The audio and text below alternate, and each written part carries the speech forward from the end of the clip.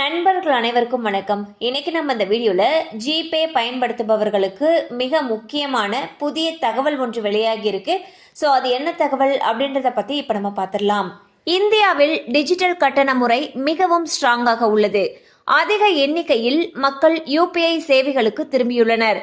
App மூலம் bill செலுத்துவது, சாப்பிட்ட உணவுக்கு பில் செலுத்துவது, கேபில் பில் செலுத்துவது, ஷாப்பிங் செய்வது, பெட்ரோல் போடுவதற்கு பில் செலுத்துவது, அக்கவுண்ட் டிரான்ஸ்பர், அக்கவுண்ட் பேலன்ஸை சரிபார்த்தல் என எதுவாக இருந்தாலும் டிஜிட்டல் முறையில் பணம் செலுத்துவது வசதியானதாக கருதப்படுகிறது.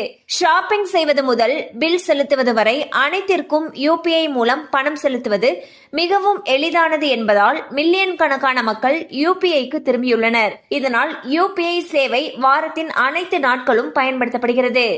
இந்நிலையில் இந்திய ரிசர்வ் வங்கி யூபிஐ பரிவர்த்தனைகளுடைய லிமிட்டை அதிகரித்துள்ளது. ஆர்பிஐ சமீபத்தில் யூபிஐ 123 பே வசதிக்கான பரிவர்த்தனை லிமிட்டை 5000 ரூபாயிலிருந்து 10,000 ரூபாயாக உயர்த்தியது.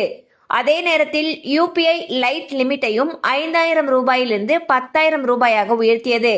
இதற்கிடையில் பரிவர்த்தனைகளுடைய லிமிட்டையும் 500 1000 உயர்த்தப்பட்டுள்ளது. சோ பாத்தீங்கன்னா ஆர்பிஐ சமீபத்துல பரிவர்த்தனைகளுடைய லிமிட்டை மாத்திருக்காங்க. அதாவது யூபிஐ 123 பேல இதுக்கு முன்னாடி வரைக்கும் 5000 ரூபாய் வரைக்கும் இருந்த அந்த பரிவர்த்தனை லிமிட் ஆனது 10,000 ரூபாயாக உயர்த்தப்பட்டிருக்கு. அதே மாதிரி யூபிஐ லைட்டுடைய லிமிட்டையும் இன்க்ரீஸ் பண்ணிருக்காங்க.